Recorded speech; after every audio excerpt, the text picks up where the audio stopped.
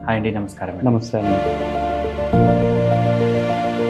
So మీ పేరు Nilesh Indian. So అంటే దానికసలు ఎందుకు పెట్టుకున్నారండి నీలేష్ ఇండియన్ అనేసి? పేరులో క్యాస్ట్ అనేది తెలియకూడదు అని చెప్పి యాక్చువల్ నా సర్నేమ్ తీసేసాను. అసలు బటర్‌ఫ్లై చారిటబుల్ ట్రస్ట్ అంటే ఏంటండి? అసలు ఎందుకు స్టార్ట్ చేశారు? ఎలా స్టార్ట్ చేశారు? బటర్‌ఫ్లై చారిటబుల్ ట్రస్ట్ మా పేరులోనే మేము అనుకున్న ఐడియాని రిప్లికేట్ చేసామండి. సో మనం లైఫ్‌లో చాలా విషయాల్లో గివ్ అప్ ఇచ్చేస్తాం మనకి ఇది అవ్వదు అని. బటర్‌ఫ్లై చాలా ఇన్‌స్పైర్ చేస్తుంటుందన్నమాట. లైక్ క్యాటర్‌పిల్లర్ నుంచి ఆ ప్రాసెస్ ఏదైతే మారుతుందో అలాంటి మార్పు మన అందరి లైఫ్స్‌లో కూడా ఉంటుంది. సో బటర్‌ఫ్లై చారిటబుల్ ట్రస్ట్ అనేది మీరు ప్యాషన్‌తో చేసి తీసుకున్నారు సార్. రెగ్యులర్‌గా మీరు ఏం చేస్తూ ఉంటారు సార్? యాక్చువల్ నేను ఫిలిం డైరెక్టర్ ఆస్పిరెంట్ అండి. సో నేను నా స్టోరీస్ రాసుకున్నాను అండ్ నేను డైరెక్షన్ ఛాన్సెస్ కోసం పిచ్ చేస్తున్నా. సో అది ఇప్పటికీ అయ్యే స్ట్రగులర్. సో అది అవుతూ ఉంటుంది. బటర్‌ఫ్లై చారిటబుల్ ట్రస్ట్ నుంచి అసలు ఏమేమి యాక్టివిటీస్ చేస్తూ ఉంటారు సార్ మీరు? మేము కోర్ ఏరియాస్లో వర్క్ చేసేది ఒకటి ఎడ్యుకేషన్ అండి. సో ఇప్పుడు మనం ఎక్కడైతే పూలకొమ్మ వాగు అనే ట్రైబల్ తాండాలో ఓకే. మనం ఒక బ్రిడ్జ్ స్కూల్ స్టార్ట్ చేసామండి. అండ్ కొన్ని ఉమెన్ హోమ్లో శానిటరీ ప్యాడ్స్ ఇవ్వటం, అండర్ గార్మెంట్స్ ప్రొవైడ్ చేయటం, వాళ్ళకి ఏమైనా రిక్వైర్మెంట్ ఉంటే చిన్న చిన్న ప్రొవిజనరీ మెటీరియల్. ఆ ఊర్లో ఇప్పటిదాకా కరెంట్ లేదు సార్. ఎలక్ట్రిసిటీ అనేది జీరో. వాళ్ళకి ఈవినింగ్ 5-6 అయితే మొత్తం ఊరు చీకట్లో ఉంటుంది. అది మేము అక్కడికి వెళ్ళాక మాకు రియలైజ్ అయ్యాం. సో వాళ్ళు వాళ్ళ ప్రాబ్లమ్స్ కూడా చెప్పారు. పాములు కాటేస్తుంటాయి, ఏదైనా ఇబ్బంది ఉంటే మళ్ళీ ఊరు వెళ్ళటానికి లైట్ ఉండదు, బయటకు రావటానికి. Sir future goals of butterfly charitable trust ఏమున్నాయండి? మౌలాలి అని ఒక హోమ్లెస్ అబ్బాయి ఉన్నాడు. తను జొమాటో డ్రైవర్ అని. సో మేము తనకి బైక్ ప్రొవైడ్ చేసాం ఒక డోనర్ ద్వారా.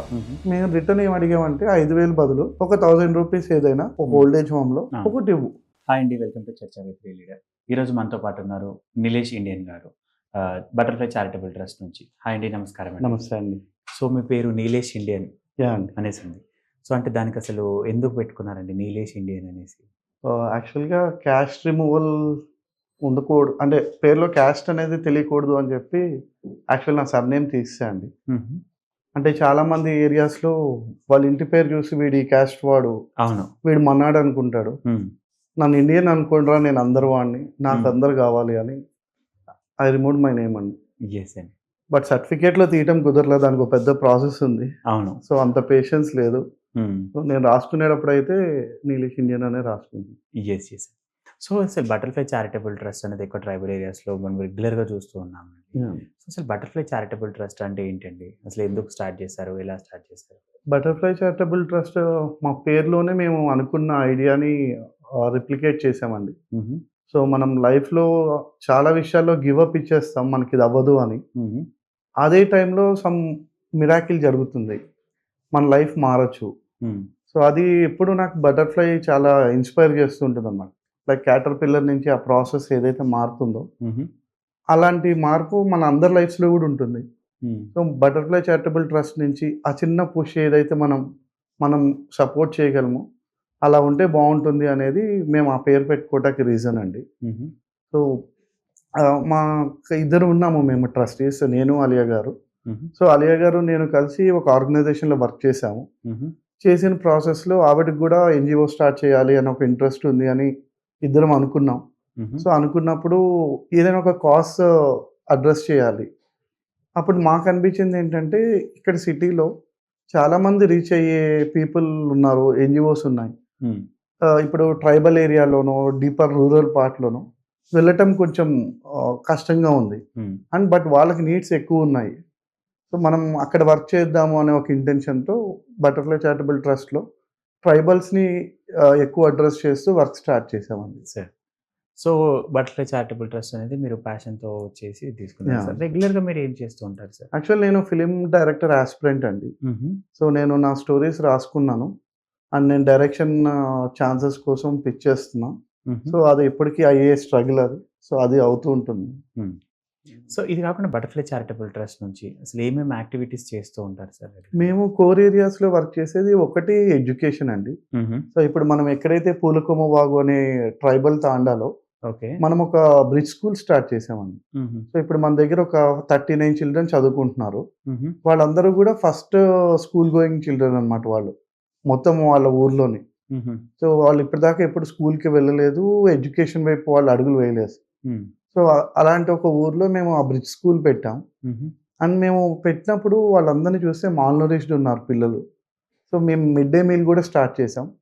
సో సో వాళ్ళకి భోజనం పెడతాము మధ్యాహ్నం పూట్ల అని స్కూల్‌కి పిలిచి, దాంతోపాటు వాళ్ళకి బేసిక్ ఎడ్యుకేషన్ ప్రొవైడ్ చేసి, వాళ్ళని ట్రైబల్ స్కూల్‌లోకి మెయిన్ స్ట్రీమ్ చేయాలనేది మన టార్గెట్ అండి. సో ఇప్పుడు 39 చిల్డ్రన్ మనతో 1 ఇయర్ అయింది ఇప్పుడు మనం స్టార్ట్ చేసి. మన దగ్గర చదువుకుంటున్నారు. అలానే ఇప్పుడు వాళ్ళు మంచి హెల్తీగా తయారయ్యారు పిల్లలు గూడా. సో అది మన ఒక సెగ్మెంట్ అండి ఎడ్యుకేషన్. తర్వాత హెల్త్ అండ్ హైజీన్ సెగ్మెంట్‌లో ఇప్పుడు మనం కొన్ని షెల్టర్ హోమ్స్ ఉన్నాయి. సో ఆఫ్టర్ పోస్ట్ సర్జరీ కానీ గవర్నమెంట్ హాస్పిటల్‌లో ఉన్న ఆహ్, డబ్బులు లేని పేదవాళ్ళకి వాళ్ళని ఆ హోమ్స్‌లో ఉంచి వాళ్ళకి మెడికల్ ట్రీట్మెంట్ ఇస్తారు సార్. ఓకే. సో మనకి అలా అమన్ నివాస్ షెల్టర్ హోమ్ అని ఉంది బేగంపేటలో. ఓకే. ఇక్కడ సో వాళ్ళకి మేము మెడికల్ సపోర్ట్ చేసాము ఒక 2, 3 టైమ్స్. తర్వాత కొన్ని ఓల్డ్ ఏజ్ హోమ్స్‌లో హెల్త్ అండ్ హైజీన్ కిట్స్ ఇచ్చాము. సో ఆ డ్రైవ్స్ చేస్తున్నామండి. అండ్ కొన్ని వుమెన్ హోమ్‌లో శానిటరీ ప్యాడ్స్ ఇవ్వటం, అండర్ గార్మెంట్స్ ప్రొవైడ్ చేయటం, వాళ్ళకేమన్నా రిక్వైర్మెంట్ ఉంటే చిన్న చిన్న ప్రొవిజనరీ మెటీరియల్ ఇవన్నీ గూడా మేము హెల్త్ అండ్ హైజీన్ సెగ్మెంట్‌లో చేస్తున్నాము. అండ్ థర్డ్‌దొచ్చి ఎన్వైర్న్‌మెంట్‌లో వర్క్ చేస్తున్నాం. ఇప్పుడు ఎన్వైర్న్‌మెంట్ కిందకొచ్చేసరికి మేము ఏదైతే పూలుకొమ్మ వాగ్ అని చెప్పామో, ఆ ఊర్లో ఇప్పటిదాకా కరెంట్ లేదు సార్. ఎలక్ట్రిసిటీ అనేది జీరో. ఓకే. వాళ్ళకి ఈవినింగ్ 5, 6 అయితే మొత్తం ఊరు చీకట్లో ఉంటుంది. మళ్ళీ వాళ్ళకి పొద్దున్న సన్‌రైజ్ అయితే కానీ వాళ్ళకి లైట్ చూడలేరు. అది మేము అక్కడికి వెళ్ళాక మాకు రియలైజ్ అయ్యాం.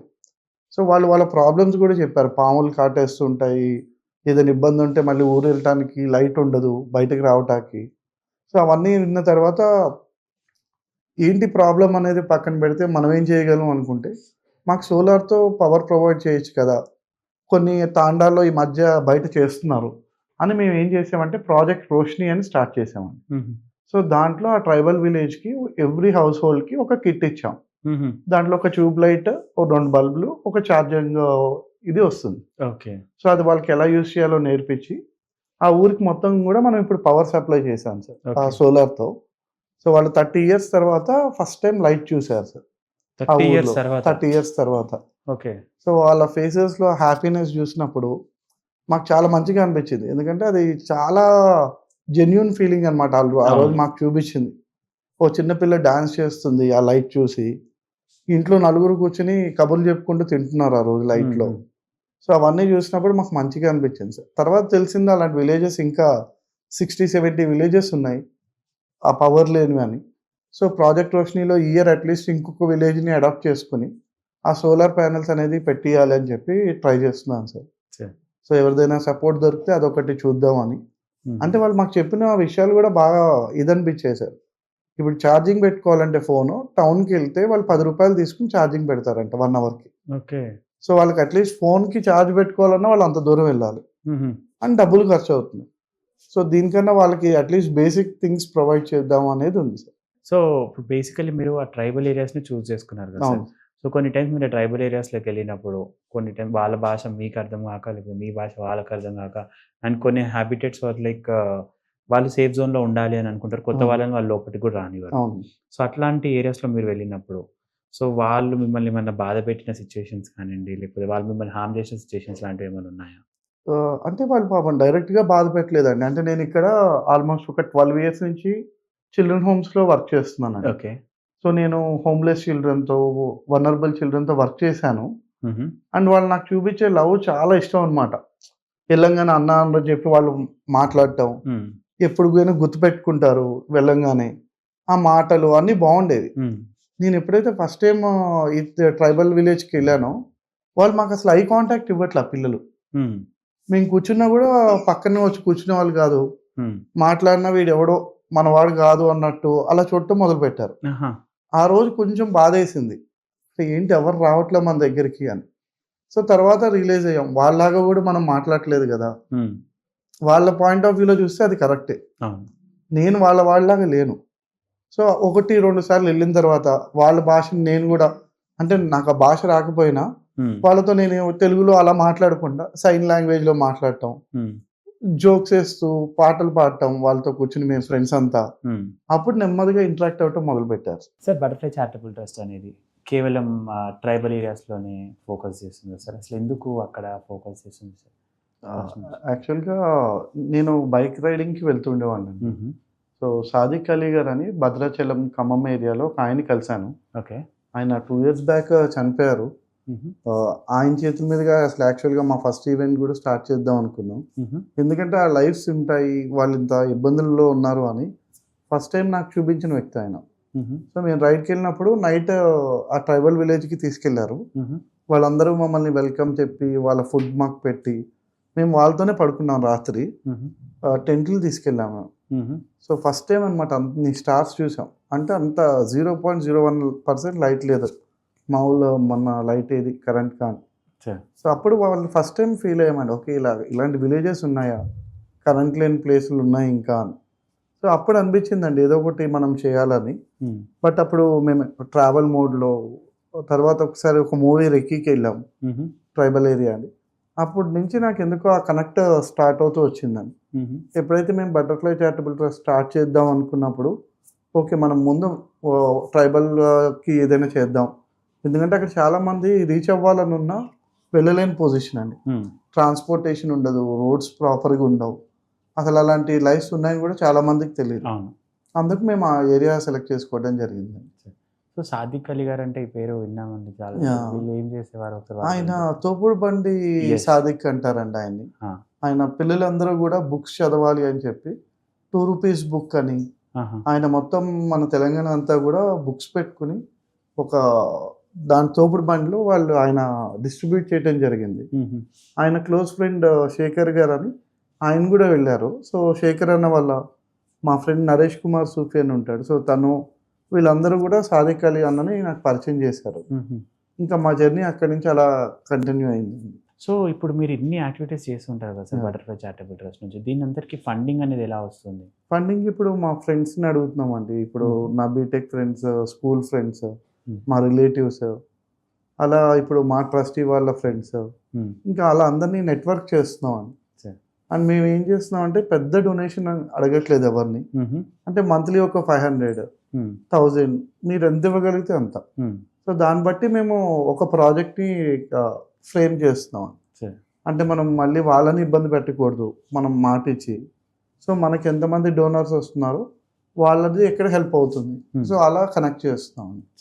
సార్ ఇప్పటివరకు మీరు సిఎస్ఆర్ ఏమైనా అప్రోచ్ అయ్యారా? సిఎస్ఆర్ అప్రోచ్ అవుతున్నాం అండి. మాది కొత్త ఆర్గనైజేషన్ కాబట్టి రీసెంట్గా ఒక ఆర్గనైజేషన్తో టైఅప్ అయ్యాం, సిఎస్ఆర్కి ఆక్టెన్ అనే ఆర్గనైజేషన్తో.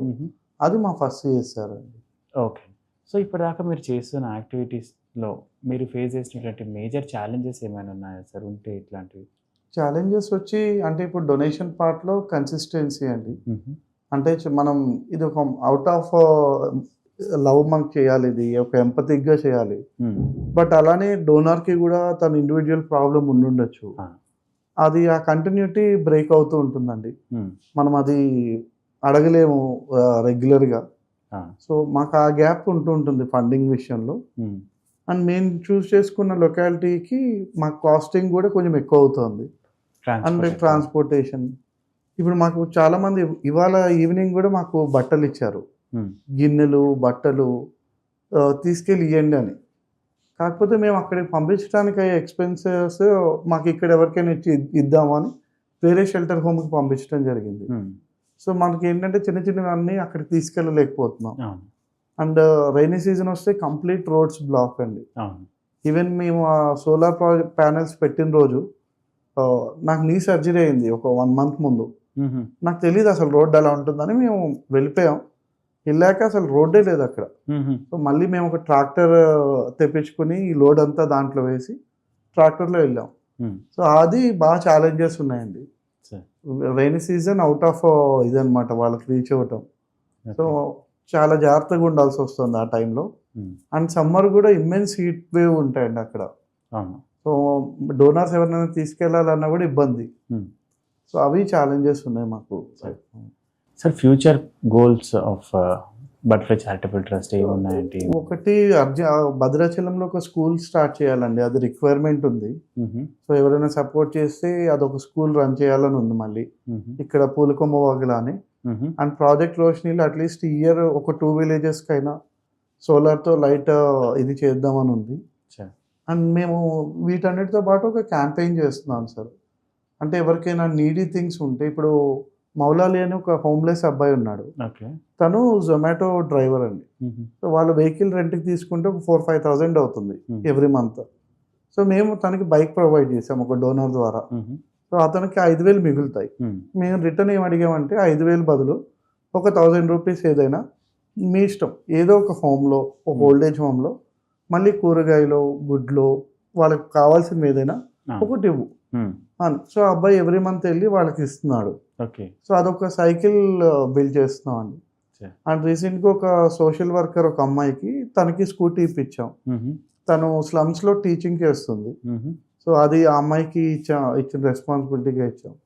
అది కూడా ఒకటి ముందుకు తీసుకుని వెళ్దాం అన్నాం వీటితో పాటు.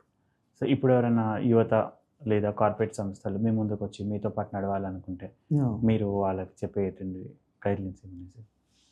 అంటే యూత్కి కార్పొరేట్స్కి వచ్చేసి ఇప్పుడు సిఎస్ఆర్ కనుక ఎన్జిఓస్తో మీరు జెన్యున్గా బయటకు వచ్చి సపోర్ట్ చేయగలిగితే చాలామంది ట్రైబల్స్ కానీ నీడీ పీపుల్ని కానీ మనం రీచ్ అవ్వచ్చు అండి. సో ఆ వర్క్ అంతా చేసిన పీపుల్ కూడా మా దగ్గర ఉన్నారు. అంటే ఇప్పుడు భద్రాచలంలో ఉంటే మా వాలంటీర్ ఉన్నారు రూప్లా నాయక్ అని. ఓకే. సో రూప్లా గారికి మొత్తం ఆ ఏరియాలో ఉన్న ఎవ్రీ తాండా వాళ్ళకి ఏ రిక్వైర్మెంట్ ఉంది ఇదంతా కూడా మేము స్టడీ చేస్తున్నామండి. సో ఎవరైనా కార్పొరేట్స్ ముందుకు వచ్చి చేద్దామంటే ఎవరైతే నీడీ పీపుల్ ఉన్నారో వాళ్ళు మేము కనెక్ట్ చేయగలం. సో జెన్యున్గా మీరు స్పెండ్ చేద్దాం అనుకున్న మీ సిఎస్ఆర్ ఒక నీడీ పీపుల్కి అయితే రీచ్ అవుతుంది. So we are requesting you for that. ఎవరైనా ముందుకు వస్తే మాత్రం మేము ఏ వర్క్లో వాళ్ళని ఇంప్లిమెంట్ చేయొచ్చు ఇవన్నీ అని మాత్రం మా దగ్గర క్లియర్ డేటా ఉందండి. And we have some plan కూడా దానికి మనం ఎలా అప్రోచ్ అవ్వాలి వాళ్ళని అని.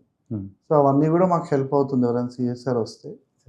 అండ్ యూత్కి వచ్చేసరికి ఆ రెస్పాన్సిబిలిటీ కాదు అన్న అది ఎంజాయ్ చేయమని అయితే చెప్తా అండి.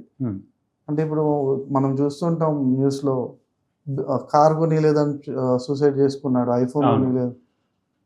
ఈ యూత్ని చూస్తూ మాత్రం బాధేస్తూ ఉంటుంది. అరే ఒక్కసారి ఇక్కడికి రండి, ఏమీ లేనాడు కూడా హ్యాపీగా బతుకుతున్నాడు. అంటే వాళ్ళకి చేసామనేది పక్కన పెడితే మనం ఎంతో కొంత నేర్చుకోవచ్చు అక్కడికి. సో యూత్ని నేను అది రిక్వెస్ట్ చేస్తున్నాను, జస్ట్ హ్యావ్ దట్, ఒకసారి వచ్చి చూసి ఆ హ్యాపీనెస్ని ఎంజాయ్ చేయండి. ఇవన్నీ కూడా మీకు చాలా బ్యూటిఫుల్గా కనిపిస్తుంది మీ లైఫ్ అని అనిపిస్తుంది. సో యువతకి మీరు ఇచ్చే మెసేజ్ ఏంటండి ఇప్పుడు ప్రజెంట్ ఉన్న జనరేషన్ ఆఫ్ యూత్కి నేనైతే అదే అనుకుంటున్నాను కదా, ప్రతి వాళ్ళకి ఎంపతి అనేది ఇన్బిల్ట్ ఉంది మన ఇండియన్ సివిలైజేషన్లో. మనకి ఎంపతి గురించి మనం చాలా పురాణాల్లో చదివాం, మనకు పెద్దవాళ్ళు నేర్పించారు. ఎక్కడో లాస్ట్ ఒక 2 generations నుంచి అది కొంచెం డీవియేట్ అవుతుంది. Maybe because of technology. అంటే మనకి కార్పొరేట్ సిస్టమ్స్ ఎక్కువ వచ్చాక కూడా మనకి లేనిది చూపించి మనల్ని వాళ్ళు తొక్కుతూ ఉంటారు. అంటే ఆ సిస్టమ్ అనేది చుట్టూ ఉంది. మనకి లేనిది వీడు అన్ఫిట్, వీడికి ఇది లేకపోతే వీడు అసలు మనిషి కాదు, ఇలాంటి ట్రీట్ చేసే సొసైటీలో అనుకోకుండా మనం చిక్కుకుపోయాం. అండ్ నెక్స్ట్ జనరేషన్స్ ఇంకా ఎక్కువ వెళ్ళిపోతున్నారు దాంట్లోకి. సో దాన్ని కొంచెం మనం బ్రేక్ చేయాలి అంటే మీరు ఎప్పుడో ఒకప్పుడు బ్రేక్ తీసుకుని మీ రెగ్యులర్ రొటీన్లో ఈ గ్యాడ్జెట్స్ అన్నీ వదిలేసి కూడా మనం ఆ పిల్లలతో వెళ్ళి లేకపోతే ట్రైబల్స్తో వెళ్ళి మాట్లాడి వాళ్ళతో స్పెండ్ చేస్తే మనం చాలా నేర్చుకోవచ్చు అండి. ముందు మనకి సెల్ఫ్ ఫీలింగ్ అవుతుంది, మన వల్ల వాళ్ళు ఎంత బెనిఫిట్ అయ్యారు అనేది సెకండరీ. నీకు బెనిఫిట్ అవుతుంది ముందు. అది నాకు చాలా ఇంపార్టెంట్ అనిపిస్తుంది అండి యూత్లో. ఈవెన్ ఇప్పుడు నా పాపకి నేను first year second year birthday children హోమ్లో తీసుకెళ్ళి చేశాను. థర్డ్ ఇయర్ తనకు ఊహ వచ్చే టైంకి తను అడగటం స్టార్ట్ చేసింది.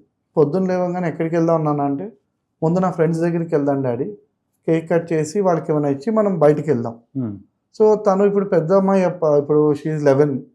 సో ఆల్మోస్ట్ 9-10 బర్త్డేస్ తను హోమ్లో చేసుకుంది. ఓకే. సో నా పిల్లలకి కూడా నేను అది ఇంక్లూడ్ చేస్తున్నాను. సో అంటే వాళ్ళ ఏజ్కి తగ్గట్టు వాళ్ళు మాట్లాడటం నేర్చుకుంటున్నారు. చిన్నప్పుడు వచ్చి బొమ్మలు ఇద్దాము అని చెప్పి అన్నీ పెట్టేది. కొంచెం ఏజ్ వచ్చాక నాన్న ఈ బొమ్మ ఇస్తామంటే వాడింది వద్దు డాడీ, మనం వాళ్ళకి కొత్తది కొనిద్దాము, వాళ్ళకి ఏం కావాలో అది తీసుకుని వెళ్దామా. సో తన మెచ్యూరిటీ లెవెల్ కూడా మారుతుంది. నేను అది మా ఇంట్లోనే ఇంప్లిమెంట్ చేశాను. సో అది రిజల్ట్స్ చూపిస్తున్నాయి. అంటే ఇప్పుడు తన గ్రోత్లో ఆ ఎంపథిక్ యాంగిల్ వల్ల తనకు చాలామంది ఫ్రెండ్స్ అవుతున్నారు. చుట్టూ కమ్యూనిటీలో కానీ ఫ్రెండ్స్ చుట్టాల్లో కానీ మన వెల్బీయింగ్కి చాలా యూజ్ అవుతుందండి ఎప్పుడు సోషల్ వర్క్. సో పిల్లలందరికీ అది అలవాటు చేయమని అయితే నేను రిక్వెస్ట్ చేస్తున్నాను.